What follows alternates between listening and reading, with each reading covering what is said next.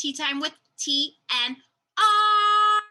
Today's guest, I have Rebecca Knight for chapter 31, Securing Trust with the Beyond. Welcome, Becca. How are you? So good. Thank you for having me on, Tiara. Yeah. So obviously for my viewers to know, your name is Rebecca, but I know you as Becca. So everyone may be hearing me call you both throughout our chapter today. But I'm really excited about this chapter. If you can tell, her and I went with a more vintage look today. I did really tight curls, brushed them out. This beautiful, flawless girl over here, look at her. Adorable. We are talking about ghost investigations from the Queen Mary. All right, so let me give everyone a little backstory about Becca and I. We met at Disney years ago. I don't even know how long it's been. What? Ooh, And yeah, like 10 years. 10 years. Okay. Insane. But since then, obviously, Becca has gone off and she started working at the Queen Mary. She'll dive in a little bit deeper into what that journey looked like. But first, let's start off with the cheers. Cheers. Cheers.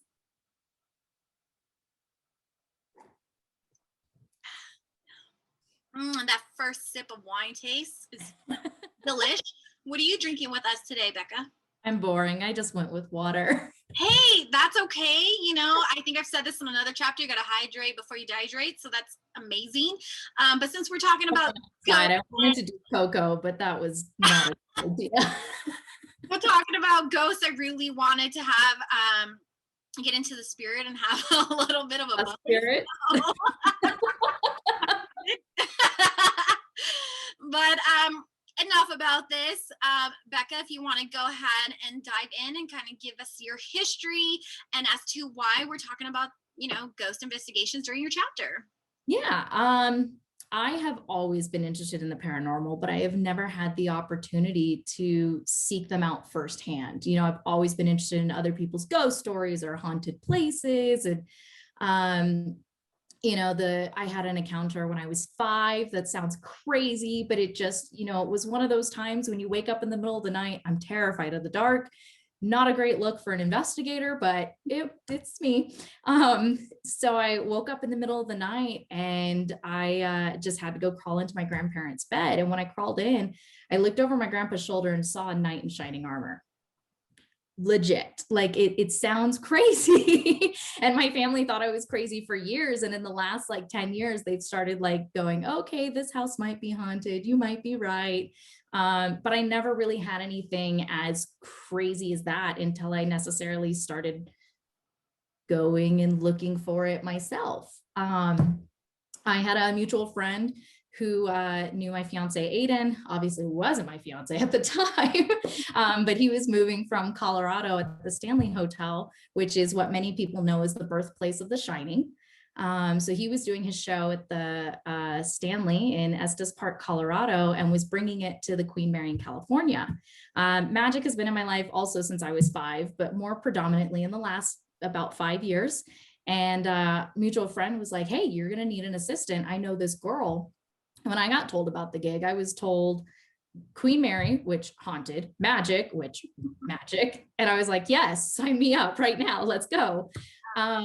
So with that, you know, we have access to this space that is known the world over for being one of the top 10 most haunted places, at least in the United States. I'm not really sure about worldwide, but people know it the world over. So that you ever been to the little ghost investigating experience that they had there at Queen Mary? I have been on like a ghost tour in Old Town, San Diego, at the Whaley House. And other than that, I don't think I've ever really had the opportunity to go on ghost tours myself. And even still, like a tour is different than an investigation. But regardless, I still like, it was an interest, but it wasn't something I actively pursued, not until, you know, getting to be in this space. When I was in the 3rd grade, that is one of the places, 3rd grade, elementary school, that we did as a field trip. I lived in that area, so most of the schools would go there for the history, but of course, we were kids, we knew it was haunted. And of course, we came away that day with stories of having seen haunted things, or our friends heard something weird and we saw the disappearing footprints. So, that hyped it for me, of knowing that it was haunted. And, now being there, I know that Disney installed some things when they owned her to make her a bit more haunted than she is, or at least to guarantee that experience. But I didn't know that. yeah, Disney owned the Queen Mary. It was the only reason that they were allowed to buy the Disneyland Hotel. The same people that owned the Disneyland Hotel also owned the Queen Mary. And they said, if you want your hotel, you have to buy the Queen Mary too. So they literally bought it for $1. Oh my God, I knew none of this. Yeah, so they owned the Queen Mary, I believe in the 90s, for a short period of time, installed some things. It's kind of the reason that B340 exists, but B340 still has her haunted history that happens now, but Disney kind of birthed that room. The disappearing footprints was a blacklight effect. They did all sorts of things to spook it up, and give the people what they want. Yeah, what a way to debunk it all right now. So I actually did the tour as well at the Queen Mary. Oh, probably about 5 years ago. It was eerie, but I've also gone during Dark Harbor, and it's eerie then even more so. And I've done that. Gets to take you in places in the ship that you don't normally get to go as a guest. Yes. And they look creepy themselves. So creepy. And the scare actors were creepy. But I've also done the San Diego Old Town one as well. And then I also had the chance to do the Winchester House. Yeah. So if you ever get a chance there as well. Yeah, if you ever have a chance to go, I really recommend it. My mom is very intuitive with the paranormal activity and stuff like that. So she actually had a really crazy feeling. It actually made her sick, almost to where she was kind of nauseous in there.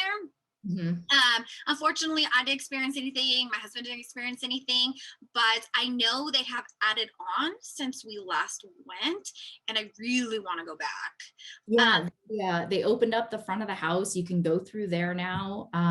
We've done our show in her beautiful, believe it was her music room, up in the front of the house.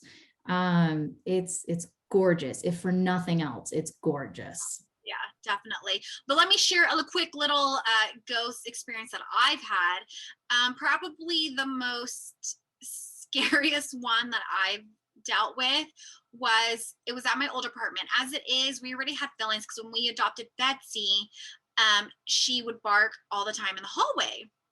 And my roommate who used to live there, Ricky, his TV used to turn on. I think you visited our old apartment. And Ricky's TV would turn on and off. His bathroom light would turn on and off. So we'd always have this crazy, weird stuff. Well, I remember one night I woke up in the middle of the night, and it probably was at 3 o'clock. And I looked up, and there was a little boy sitting at the edge of our bed. And I remember looking up and being like, what the fuck? And I kind of like closed my eyes and like shook my head. And I opened my eyes back up. He was still there. And at this point, I'm like freaked out. I close my eyes, go back to sleep. Well, months later, my husband had a very similar incident, but he saw a little boy in our closet. We had a walk-in closet. The little boy was in the closet. This was a time where I wasn't big into sage. Now I sage everything. Then I wasn't really spiritual. So we lived with this ghost I lived in the apartment for 7 years. So thankfully it was, the spirit wasn't any negative. There was no negative experiences besides being afraid. Cause of course you're going to be afraid if something different happens. But yeah, those probably were the most intense ghost experiences that I had ever gone through. We have some similar stories at the Queen Mary too, is couples will be on their honeymoon having booked the Queen for their wedding just because they know it to be beautiful and unique and the Art Deco, and having no knowledge of it being haunted, and go to their room for the evening, wake up in the middle of the night and feel someone sit on the end of their bed and see them and think it's their spouse. And then they look over to see that their spouse is still laying down next to them. Or they'll see someone walk into the restroom or through their hotel door. And And we tend to believe those stories a bit more since those are the people that had no prior knowledge of her being haunted. And a lot of those stories actually happen on B deck. The decks are kind of listed by letter. So you have A, B, M deck. And B deck is thought to be one of the most active decks, which is the same deck that our theater is located on. Ooh. Before we dive into what you do, can you kind of give us a quick backstory to the guests who might not know what the Queen Mary is? So she was an ocean liner that sailed from 1936 to 1967. When she retired, Long Beach put in a bid to have her brought to Long Beach and parked there forever. She was turned into a hotel. She's still in the water, but she's attached to the land. But she was built as a passenger ship. She was the fastest ship of her time up until somewhere towards the end of her career, I believe. There was a ship that beat her out, but because she was so fast, she was actually enlisted to serve in World War II herself. So she got converted from being the Queen Mary, the passenger ship, to Queen Mary. She was then referred to as the Gray Ghost.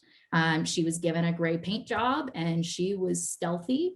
Hitler wanted her sunk because she, really helped out the war effort. She would bring German prisoners of war over to America. And then when her time in the war ended, she got converted back to that passenger ship and lived out the rest of her days sailing the ocean. She's always been very special. The captains always have been very fond of her.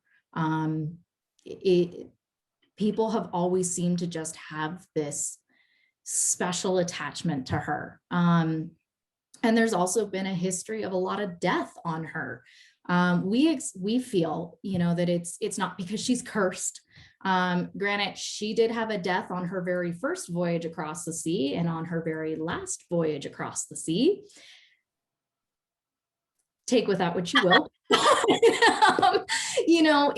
It was a period in time in which you would go across the ocean to seek medical attention. There was a lot of folks that died from heart attacks. So it's just kind of natural in that time when medicine isn't what we know it to be today, that people would have just died of natural causes on her. And also it's a kind of unknown thing that people go and die on cruise ships today. So it's not really out of character for that to be a thing in her history. But yeah, she's seen a lot over her time and even still being docked in Long Beach. Wow, that's so, I'm so fascinated with anything to do with history. And I love anything that has to do with ghosts or anything like that. So, and I just love the era too. Like you said, you dressed the part, Yeah. because that is when the Queen Mary was at its prime, was during that era. So I think And she only died because of airplanes. Otherwise, she was beautiful. She was still, strong and able to withstand the sea. But it's just, we transitioned on to a new form of transportation before cruises became a vacationing thing as opposed to a transport thing. Yeah, that's so fascinating. All right, so go ahead and dive into, So we started investigating in our space shortly after opening up our show there. So we do what we call a theatrical seance. We do a show called Illusions of the Past, and it's entirely separate from our investigations. My fiance is a magician, and for the skeptics, you won't believe us anymore right there.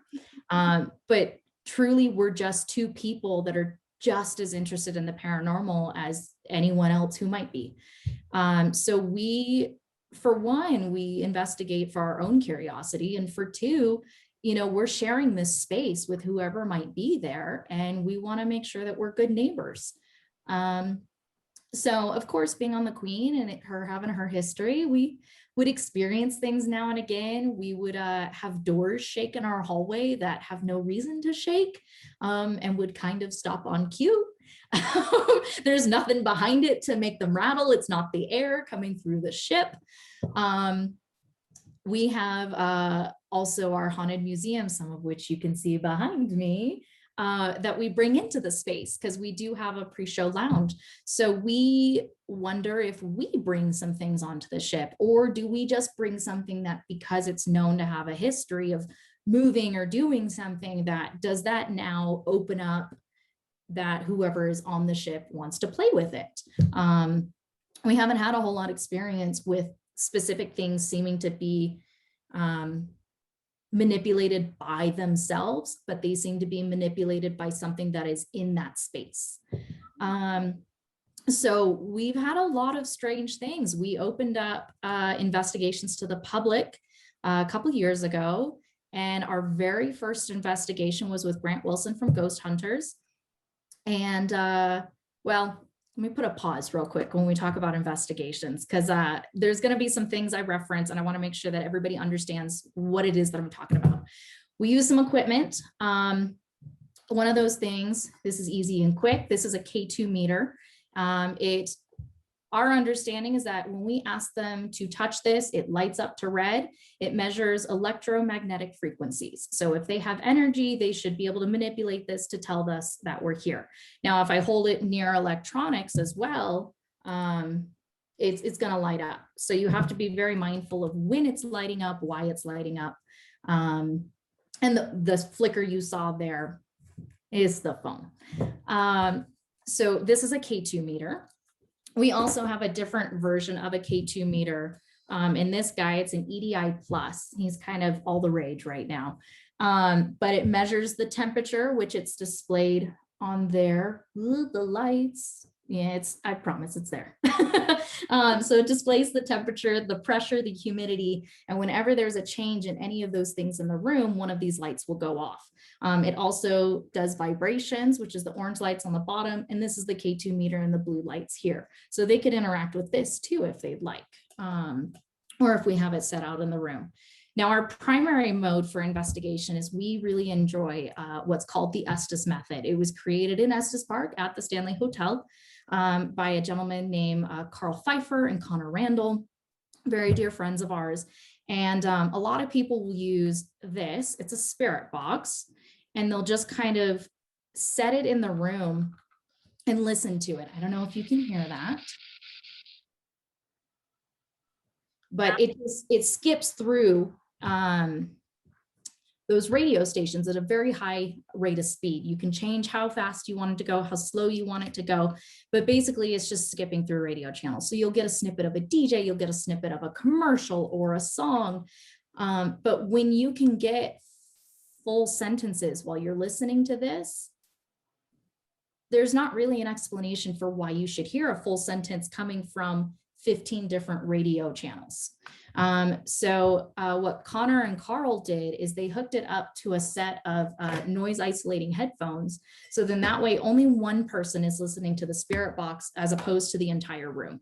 The entire room is listening to the spirit box, and you ask, hey, is there anybody here? You know, tell us your name. You're going to hear tss, tss, tss, tss, tss. And it's inevitable that someone will go, I heard Dave. Dave's here. And you just jump into hearing whatever it is you want.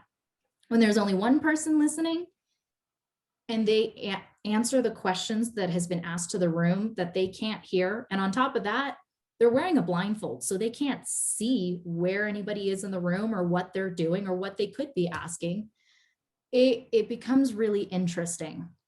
So at this first investigation, we have Grant Wilson is asking questions to see if there's anybody there that wants to talk to us.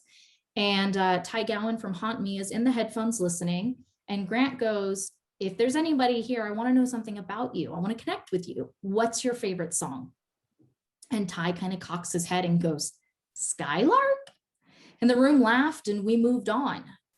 Because Aiden's a magician, he doesn't like to really input a lot in investigations because he doesn't want anybody to feel like they're being fooled or he's manipulating it. He wants everybody to just have their investigation with his hands off of it. He listens to a lot of 1940s music and knows that Skylark is a period appropriate response to what is your favorite song. But because we didn't really pursue it that night, you know, the conversation kind of dipped off. If you were talking to someone and they answered your question and you were just like, well, actually, so yesterday, they wouldn't want to talk to you anymore. You know, you ignored them. So it wasn't until months and months later that Aiden and I were doing another investigation. We had a celebrity that wanted to celebrate their birthdays. So we did a private investigation, and the girls in headphones. And there's something about that group that night that just was really able to connect really well. She puts on the headphones and almost immediately goes, I want to hear my favorite song. The only song we know of at this point to be a favorite song in the room is Skylark. And since we've heard of Skylark being mentioned, we have music that plays in our theater and our lounge 24 hours a day, 7 days a week. So that song got added onto our playlist. So it's playing probably 4 or more times a day ever since this happened. When we do our investigations, because of the way our speakers are set up, we can't turn the music off, we turn it down. So it's silent in the room, but it still could be playing somewhere. And we're like, okay, what's your favorite song? And she responds, play it for me. And we're like, okay, but we need to know what the title of the song is. We started getting some interactions on the K2 meter. So I was like, okay, if you can't say the song is, or if she's not hearing you, I'm going to list a few songs. And if one of them is correct, touch that light to let me know. And so I said, do you understand? And the light goes off. And I was like, great. So I said, is it second star to the right? Nothing. Is it, I'll get by as long as I have you? Nothing. Is it Skylark? Bam. Goes all the way up to red. I was like, all right, I'll play it for you. And I go and I grab the tablet. I'm trying to scroll through to find it. And the girl in headphones goes, in Estes, goes, I can't hear it. I'm like, I haven't played it yet. You need some patience. So I finally hit it. And the K2 meter goes all the way up to red when the song starts and stays at red for the entire duration of the song. I have never seen this before. Usually when they interact with us, it goes up to red and it goes back down to the green. They've said their response, by touching it.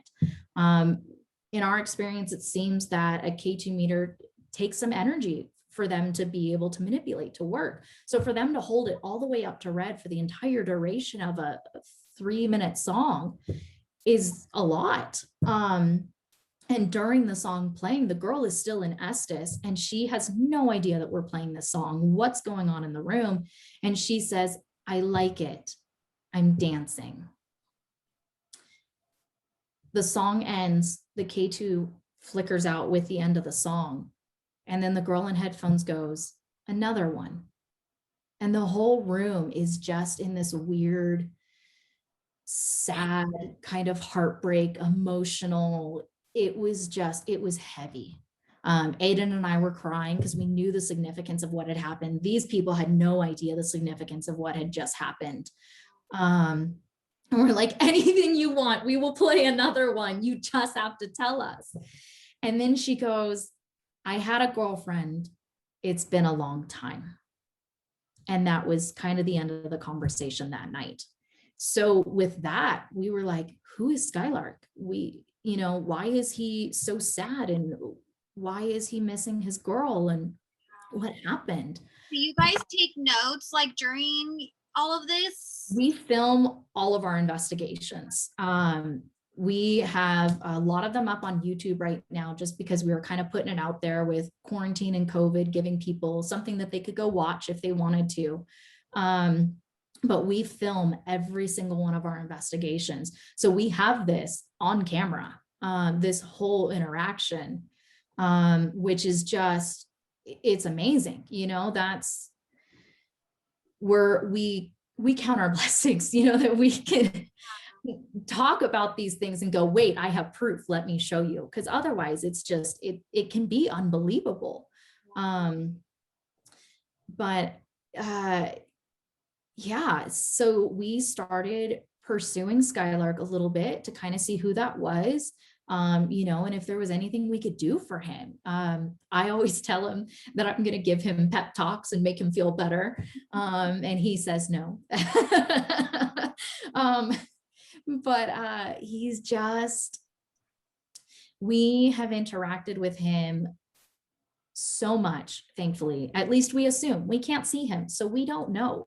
That night with the song playing, the group that was with us thought they kept seeing a man in a gray suit walk into the room. So we have gone down that rabbit hole and asked in different investigations, different times that we have felt like we're talking to him, and asked, are you that gray man suit? Are you that man in the gray suit? And there is a gray suited ghost that supposedly hangs out outside our room. So we were wondering, did he walk in, or is this Skylark? Over the time of investigating, getting to know him, asking the same questions on different nights, getting the same responses, we have come to learn that he was a German officer. He's very stubborn, that you must call him officer, not soldier. He's proud of his rank. That we assume passed on in the forward rope hold that is the space in front of our theater. It makes sense to the history. That's where they would have kept prisoners of war when she was serving.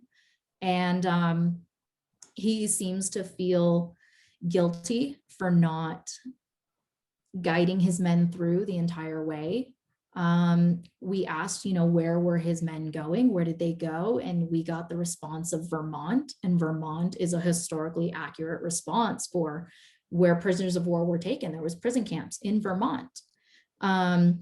We've gathered that he has 3 sisters, and that his girl, I think he feels guilty, bad, sad, heartbreak over never saying goodbye to her. He had a girl that he loved back home before he went off to serve in the war.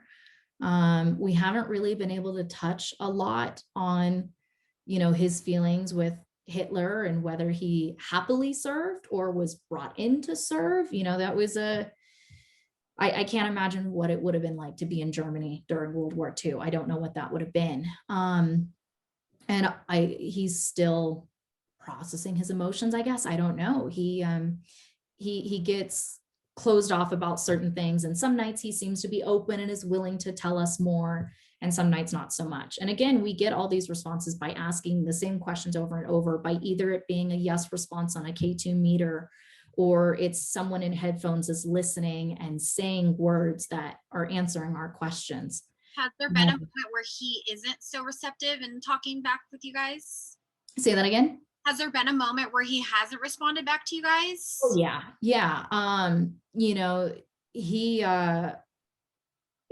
He seems to take his song being played as like, good night, I'm done.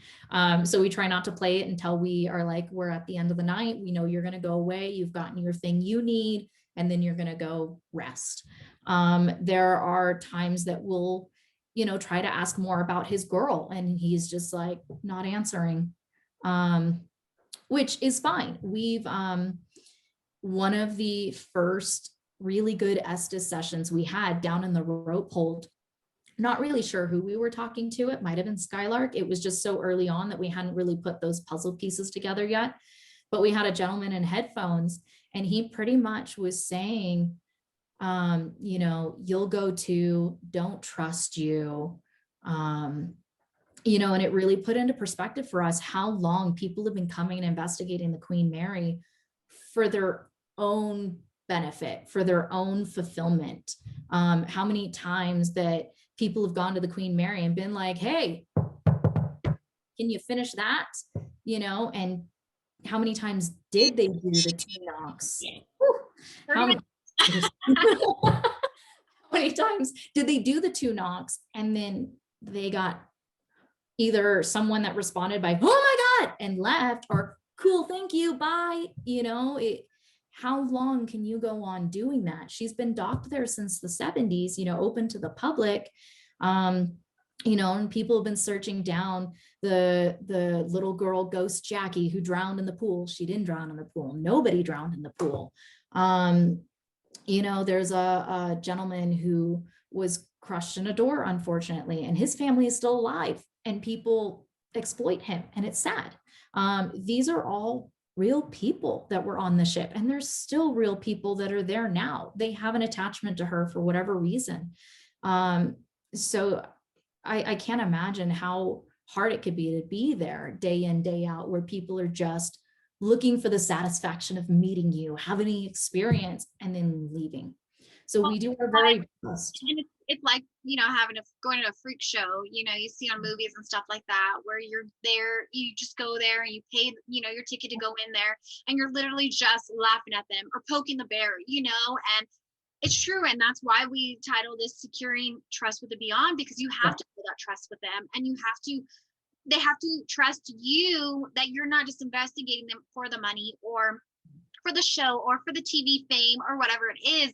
No, you're building a connection with these spirits. And I think that's what separates your guys's investigation to other ones, because the other ones do want that. They want the hype. It's, yes, it's storytelling, but it's almost to the fact where it is fake. They just do it to get people in. Yeah.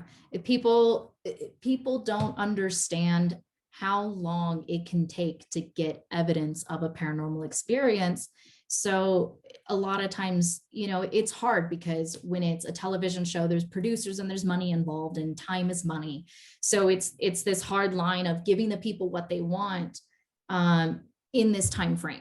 And that's the thing I struggle with most when it comes to paranormal TV. Is I wish that there would be productions that would just go and genuinely do it. And if it takes 3 weeks to get something out of this place for whatever it is that you were there for, then it takes 3 weeks, rather than like, we got to get it in 2 nights. And then you have people that are going, hey, yo, ghost, come at me. I'm not about annoying them to come out. I'm going to respect them because I want them to respect me, and if I want to have a conversation with them, you catch more flies with honey, and just, it's really not that hard to be nice or respectful. And especially on the ship, it's I kind of date her as somewhere in 1940s, that just to me feels like the decade where there's probably the most energy. I don't know. So, that's a different time. You said please, you said thank you, you said sir.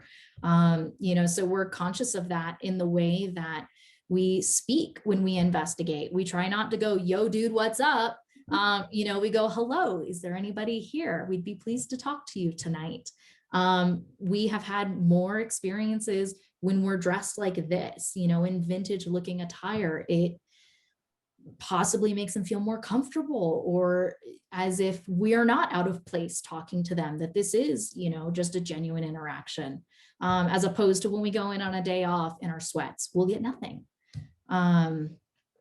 So yeah, it's taken us a long time to build that trust and to keep it going. And I am immensely protective of whoever we talk to there, whoever we've built relationships with. And so it was a hard decision for us to open up our investigations to the public. We wanted to, because we wanted other people to have the experience too. And, we wanted to also kind of teach a better way to do it. And also, we get our experience, it keeps us accountable on coming back and continuing those conversations and being there. So we are very much, this is your investigation. We want you to have this experience. You paid to be here. But also we set the ground rules. We say, hey, no drinking, no cussing. You got to be cool or we will kick you out. You can't ask, how did you die? You can't ask past tense verbiage. That's the ways that we tend to see them shut down and not want to talk to us anymore. So we set those ground rules to make sure that we keep it still a respectful space, even when we open it up to the public, to still try to keep that trust. And anytime we say that we're going to investigate and we end up not being able to, we go into the space and go, hey, I know we said we were going to talk tonight. Unfortunately, we had something come up. This is when we'll be back. I'm sorry. So we do our very best to keep our word and to build that trust and to treat them respectful like you would any living human, just because they're passed on or whatever it is that they are. Why would you treat them any different? That's not cool. Yeah. Definitely. Have you had any bad experiences in regards to paying guests? To guess or to ghost? Yeah. Did you say guess? I'm sorry. Yes. I mean, we had someone who called the cops on themselves, but that was during the show. It's Long Beach. Some things are gonna happen, but no, for the most part, all of our guests have actually been really kind, really respectful, and we've been very lucky that there is maybe only 2 investigations with the public that we have had nothing happen. So everybody, with being respectful and polite and building off of that trust that we have built, has been able to have an experience without having to go, "Hey, yo, ghost, come hit me." You know? And what about ghosts? Is there any other ghosts that you guys have encountered? How long has this been going on? Your show had at the Queen Mary? So the show would be about, I mean, COVID, so that kind of changes things. But I think we'd be at about 2.5 years right now. Had the show still been open. We still plan to go back once the Queen opens up, but with COVID, we have to, keep everything safe. And we've been doing the investigations for just a few months shorter than that, so about 2 years. We have been able to go back and investigate a couple times while the Queen has been shut down. For a while there, we were able to offer lives, again, so that people had something to do at home in quarantine. We will go live and allow people to investigate from home. So then that way it's still safe and you still get to have that experience. And we still have had great success with those. No, everybody's been pretty good, which has been nice, that everybody's been so receptive of that and willing. The ghosts, though, we have a strange occurrence with, we'll go back. There was a day that Aiden was getting his coffee at his normal Starbucks, and this woman walked up to him and placed something next to him and said, "This is yours." And he's half asleep, hasn't had his coffee yet, and he goes, no, I have everything, I'm good. And she goes, "No, this is yours." And then he looks down and sees that it's a deck of what's called Thoth Tarot. And they are created by a gentleman named Aleister Crowley. And he's like, "Those definitely aren't mine." And he looks around wondering, like, is there someone here that could have dropped these? And he's like, "I assure you, those aren't mine." And she goes, "The card said they're yours," and walks away. And he's like, whoa, no, hold on. Okay, if you're going to give me these, let me at least give you money for them. And she goes, "They're yours," and left. This woman looked like she was homeless. He has never seen her before, never seen her again. That Starbucks has its usual homeless that he sees there every day that he goes and gets his coffee. You see the regulars. She's not one of them. Not only that, these cards are pristine. She's not a practitioner of tarot. They're probably not even shuffled. They look great. And they are a deck that was printed somewhere in the 1970s. So why does a homeless woman have a deck that is decades old, that looks pristine, and also by that guy? Like, of all tarot decks, why? There's a gentleman who kind of has been researching all things strange and paranormal for decades, gentleman named John Tenney. And Aiden was like, "I got to call John and tell him about this." So he calls John, and first thing John says is, "Well, you're the third person to call me this week relating to him." And in magic with a K, 3 is it's a number. Yeah, it's a thing. It's a magic number. And Aiden goes, "Okay, that's weird." And then he goes, "Second of all, did you know that his ashes were shipped from England to the United States?" And Aiden's like, "No, I did not." He said, "Well, there was only 2 ocean liners at the time that his remains were shipped that did that. One of those ocean liners was the Queen Mary." And Aiden was like, "Interesting." Uh, what John didn't know is that not only were we obviously having we had a theater at the Queen Mary, but the space that our theater is in when she was in service was the mailroom. So it could be the exact space in which his remains were when he sailed across the ocean. So because he was a practitioner in black magic, created his own religion, his own form of tarot cards, um, Aiden believes he is something that is called a shade. I kind of describe it as like a living, breathing Harry Potter Horcrux. It's not like you die and your spirit goes somewhere. It's as if he's kind of able to separate himself off and be in multiple places. So we just have kind of one piece of him at the Queen Mary. I really want to test this and see if we could go somewhere else that maybe he could potentially haunt. And then if we interact with him, would he recognize me from the Queen Mary or would he not? Does he travel or is he a shade? Or are his shades all knowing? Who knows? The more answers, the more questions.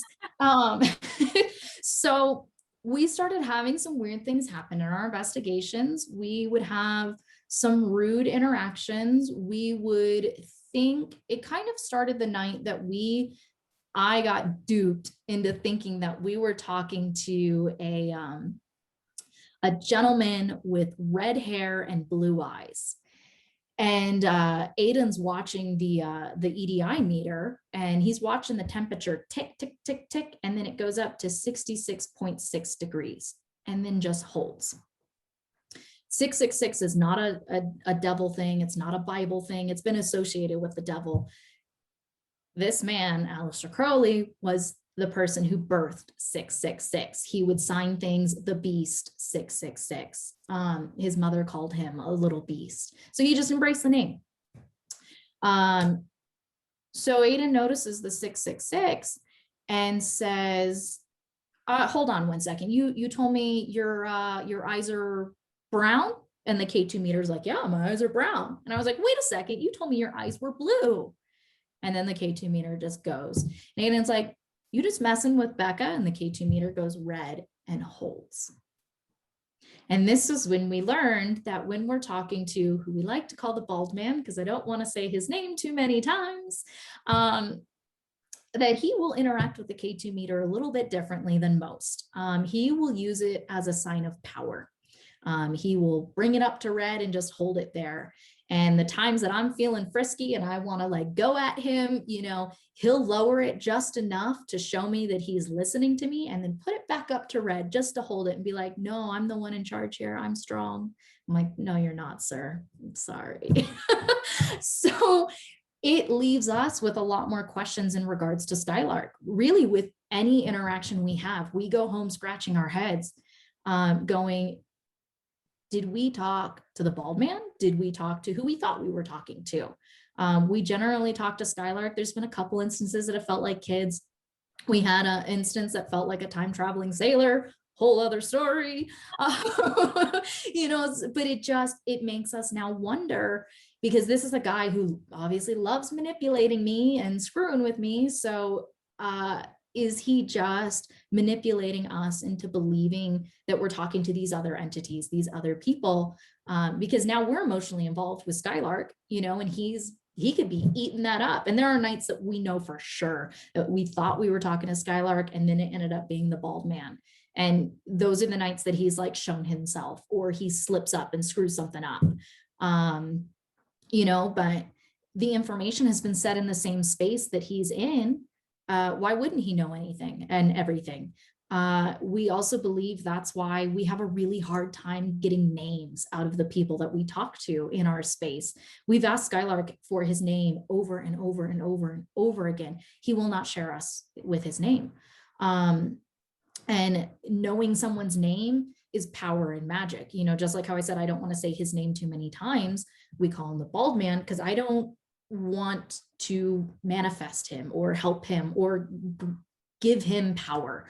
And if they are sharing the space with that man, they would know what that kind of magic is. They would see it firsthand, and if not, have already been manipulated by him in those ways. So that could be just another layer of why, you know, these people that we talk to are so hesitant to share anything with us, you know, especially why Skylark would be hesitant to share anything about his girlfriend with us. Um, so Has there yeah. been any other incidents from past investigators on the Queen Mary? Like, have you guys researched any of that to kind of see if anything of You know, again, a lot of people come to the Queen, they do their one investigation and they leave. There's another investigator that's there a lot, but we haven't really, you know, shared information, and they've investigated different spaces. We are the only ones that have really taken the time to sit in one spot and just heavily investigate. You know, even that other investigation, you'll spend a few minutes in one place and then go to another place of the ship because people want to investigate the whole thing and see what they can find. But we find the value in, you know, investing the time in one space. So when we investigate, we only investigate our feeder and the forward rope hold. That's it. So we will spend 2 hours investigating just those two spots. So each spot will get roughly about an hour. But if the feeder's active, we're not going to go, well, it's time, we gotta go. We stick around, and then we don't investigate the rope hold. And vice versa. If the feeder is dead, we're like, well, I guess nothing's happened here, let's go check out the rope hold. And then maybe the rope hold is very active. Maybe Skylark, I feel like he hangs out in there. You know, maybe he didn't feel like coming up to the feeder that night because the bald man was hanging out. There have been nights that we will be investigating, and you can see the change in when the bald man walks in and this drop off in interactions. And it's either because he is being everybody that we talk to, or he scares them away and they're like, I'm out of here, I don't want to be in the same room as him. We've also had investigations where it will sound like people arguing. You know, the person in Estes is only one person, but they will sound like they're having two people's conversations arguing. Sometimes it sounds residual, which means it's kind of like a scratch on a record that it was a mailroom. Maybe the energy from, you know, sorting packages is still going on and just happening, and they're completely oblivious to us being there. What's called an intelligent haunt. I don't really like the word because I feel like that means the other one sounds like they're dumb. They're not. It's just different. But a more actively, you know, involved haunt is an intelligent haunt, someone that's interacting in real time. And it will sound like there's someone in the room being like, don't talk to them, don't answer their questions, to the point that I have set up I was like, I wish we could have a safe word, or I said, I wish we could see you, because I could be like, blink twice if you need help. And someone was holding a K2 meter and it literally went red, red. So ever since then, that's been like our code for, hey, the bald man is here. And we have had investigations where it goes red, red, and then there's no interactions. And then like the EDI will go 666, or it just starts, you know, with the Estes method going, hey, goat girl. And I'm like, I'm not your sacrifice. This is not a thing. So yeah, it's interesting. I would love to have like some personality expert come in and investigate with us and watch the trends and the ways in which we speak to them and how they speak to us, and see if they can pinpoint like, yeah, these characteristics are telling me we're talking to this person, or these characteristics are telling me that it's this person disguised as this person. We can't see them. You know, I wish we could, but it leaves you just having to trust the process a little bit. But you still kind of question a lot. and that would be so hard. I mean, if you two who are doing this day in and day out are questioning it, just imagine what the guests are going through and how skeptical they may be. Like you said, because he is an illusionist. So Yeah. put that on top of it. Okay, well, how much of this is actually real? And you have to trust your gut and your instinct on this. Anytime that you are doing some kind of investigation or a tour or whatever it is, and be like, okay, is this really what I saw? Even when I saw, you know, a ghost of some sort at the edge of my bed, I was like, okay, that's why I shook my head. Is this really here? Is this not? Am I dreaming it? Am I still dreaming? Am I like, was it a shadow of some sort? Yeah. you have to really just trust yourself that you are seeing and hearing and believing what Yeah. everything you just experienced. Yeah. There's only been one time that I have had like a bad gut feeling when it came to our investigations. And it was actually the very first investigation we ever did. And it was as if we kind of stirred up the energy in the room because it was the first time we did this. And the whole investigation was fine. You know, we even went in the rope hold, and that's where everybody gets uneasy and it's creepy and it looks weird. And I was fine. It wasn't until I was doing the same thing I do every single night. And we have candles in this dark little corner of the ship leading into our theater. And I would go turn off the candles at night before we get off the ship.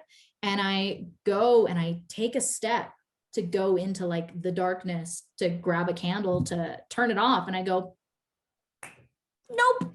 And I walked away and I went to Aiden and I was like, you got to do the candles tonight. I'm sorry. Something is over there and it does not want me there. And that has happened maybe 2-3 times total that I have walked over there, to where it has felt like that. And I just been like, you can have your space. All right, bye. And that's just it. There's so much that we don't know, and things just keep changing, and we don't know their moods. We don't know what's going on. We don't know if they're having a bad day. We don't know if, anything is possible. So yeah, you have to be patient, and you just have to kind of wait it out and see what's going to happen next. But so we're kind of running short on time. We probably have like 2 minutes left. Is there anything else that you kind of want? I know we talked about Skylark, and we talked about the Ball Man. We talked about quickly of the history of the Queen Mary and your first ghost experience as a child. Is there anything else, Becca, that you would like to share with my viewers? I mean, just try to look as ghost as not necessarily a scary thing. There's assholes on earth. There's going to be assholes in death. Yes, there are going to be those bad spirits, but for the most part, just think of them as people. We hope that we show that in the way that we investigate, that it might be a little bit different than what you see on TV. Treat them with respect, treat them like people, the same way you'd want to be treated. We have this belief that if something bad can make a ghost, maybe something good can make a ghost as well. Maybe they're just spending their eternity in a moment in time or a place that they were the most happiest in life, and that is their forever heaven. Try not to be scared.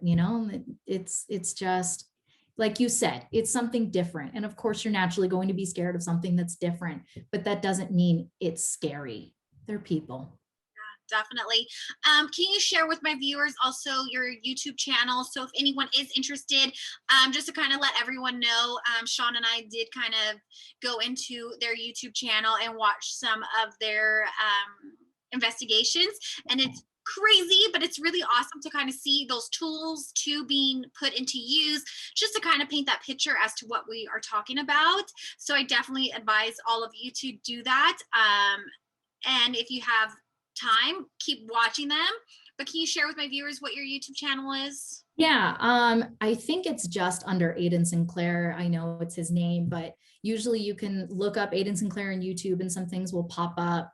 But really, if you follow us on social media on Aiden Sinclair's Facebook page, or you can follow Illusions of the Past, or Aiden Sinclair's Magic on Instagram, those are some good places to kind of track us down and find what's going on.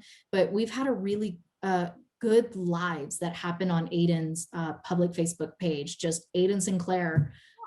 You'll be able to find some really good lives that happened that people watched, were with us when it happened. But yeah, look up Aiden Sinclair on YouTube and Facebook, pretty much the best spots. Okay, I love it. That's awesome. I can't wait to watch those live ones too. Thank you so much, Becca, for joining my Tea Time with T and R. Let's do our last cheers. Cheers. Alrighty. Everyone for watching Tea Time with T on chapter 31, Securing Trust with the Beyond with Rebecca Knight. Thank you. Bye.